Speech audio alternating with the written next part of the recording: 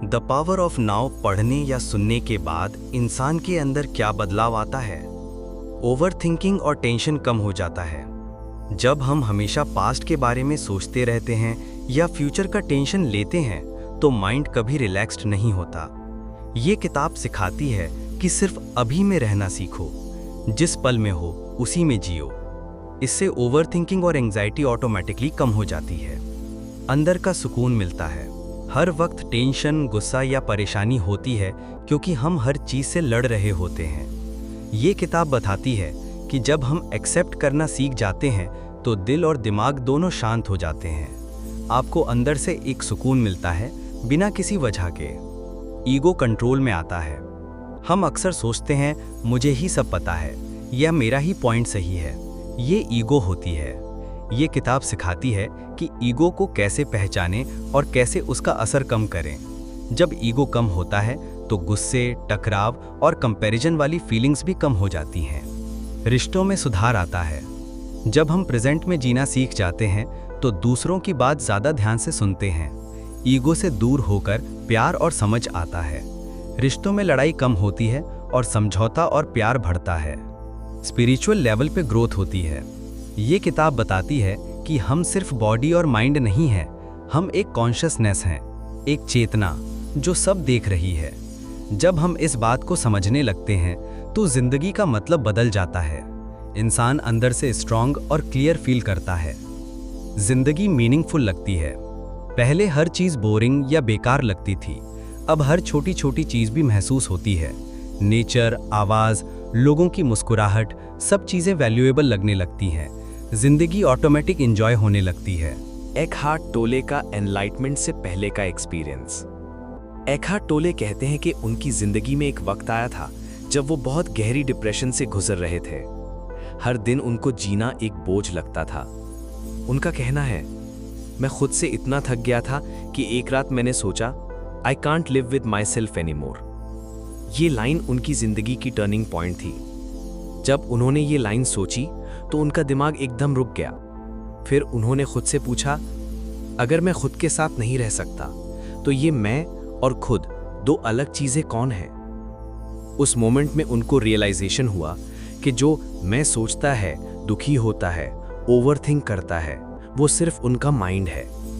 लेकिन एक दूसरी चीज भी उनके अंदर है जो सब कुछ देख रही थी, जो ऑब्जर्व कर रही थी। वो उनका असली रूप था, उनका कॉन्शियसनेस यानी चेतना। उस रात क्या हुआ?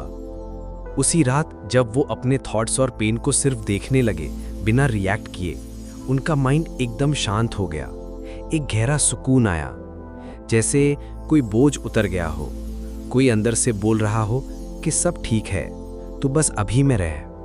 वो सो गए और अगले दिन जब उठे तो उन्हें लगा कि पेड़, पत्ते, हवा सब कुछ ज़्यादा अलाइव है। हर चीज़ इतनी सुंदर लग रही थी जैसे पहली बार देख रहे हों। उनको किसी फ्यूचर की फिक्र नहीं थी, किसी पास्ट का गम नहीं था। उस पल से बदली उनकी जिंदगी। एकहार्ट टोले कहते हैं, उस पल के बाद उन्होंने दिमाग का पुराना पैटर्न वापस आने नहीं दिया। वो पूरे प्रेजेंट मोमेंट में जीने लगे। हर वक्त उनका माइंड शांत था, कोई इनर नॉइज नहीं। फिर उन्होंने कई महीने तक कुछ नहीं किया, सिर्फ पार्क में बैठते, नेचर को देखते, लोगों की बातें सुनते, बिना जज किए। लोग उनकी शांति से इंस्पायर होने लगे। लोग उनके पास आके कहते, तुम इतने शांत कैसे हो? मुझे भी ऐसी सुकून वाली फीलिंग चाहिए। तब उन्होंने अपना अनुभव लोगों के साथ शेयर करना शुरू किया। पहले छोटी बातचीत, फिर क्लासेस और फाइनली ये सब द पावर ऑफ नाउ किताब का रूप बन गया। इस स्टोरी का असल संदेश क्या है? आप अपने माइंड नहीं हो। आपके अंदर एक ऑब्जर्वर है जो सिर्फ देख रहा होता है। वो आपका असली रूप है। जब आप अपने थॉट्स के पीछे की चेतना से कनेक्ट हो जाते हो तो आपका पूरा दुख डिसॉल्व हो जाता है। इनर पीस कभी बाहर से नहीं आती, वो तब मिलती है जब आप अभी के पल में पूरी तरह जीना सीख लेते हो। अब चैप्टर 1 शुरू हो रहा है। चैप्टर 1 में एकहार्ट टोले कहते हैं कि इंसान अक्सर ये समझता है कि उसका दिमाग ही उसकी असल पहचान है, लेकिन असल में हम अपने थॉट्स नहीं हैं।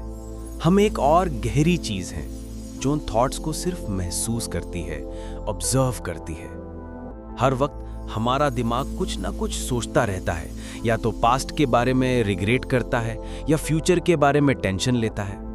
ये सोचने का सिलसिला कभी रुकता नहीं और इसी वजह से स्ट्रेस, एंजाइटी और डिप्रेशन जैसी चीजें होती हैं। एखर्ट कहते हैं कि दिमाग एक पावरफुल टूल है, लेकिन जब आप उस टूल के कंट्रोल में जीने लगते हो तो आप अपनी असली जिंदगी खो देते हो। आप अपने थॉट्स में इतना खो जाते हो कि आपको ये याद ही नहीं रहता कि आप उन थॉट्स से अलग भी कुछ हो। जब आप अपने अंदर आती सोच को सिर्फ ऑब्जर्व करते हो बिना रिएक्ट किए, तो आप एक नए लेवल की अवेयरनेस में चले जाते हो। ये अवेयरनेस ही पहला कदम है इनर पीस की तरफ। एखर्ट बताते हैं कि जब आप पूरी तरह से प्रेजेंट मोमेंट में जीने लगते हो तो दिमाग का शोर धीरे धीरे कम होने लगता है। हर वक्त या तो हम पास्ट के दुख या फ्यूचर के डर में रहते हैं, लेकिन असल जिंदगी सिर्फ एक ही जगह होती है, अभी के पल में। जब आप अभी में पूरा ध्यान लगाकर रहते हो तभी आपको असली सुकून मिलता है। वो कहते हैं कि आपका असली रूप वो अवेयरनेस है जो आपके थॉट्स को देख सकती है। आप वो थॉट नहीं हो जो आपको कहता है कि आप लूजर हो या आपसे कुछ नहीं होगा। आप वो कॉन्शियसनेस हो जो उस थॉट को सिर्फ ऑब्जर्व कर सकती है। जब आप ये समझ जाते हो तो आपका माइंड आप पे कंट्रोल करना छोड़ देता है और इसी मोमेंट से आपकी रियल फ्रीडम शुरू होती है।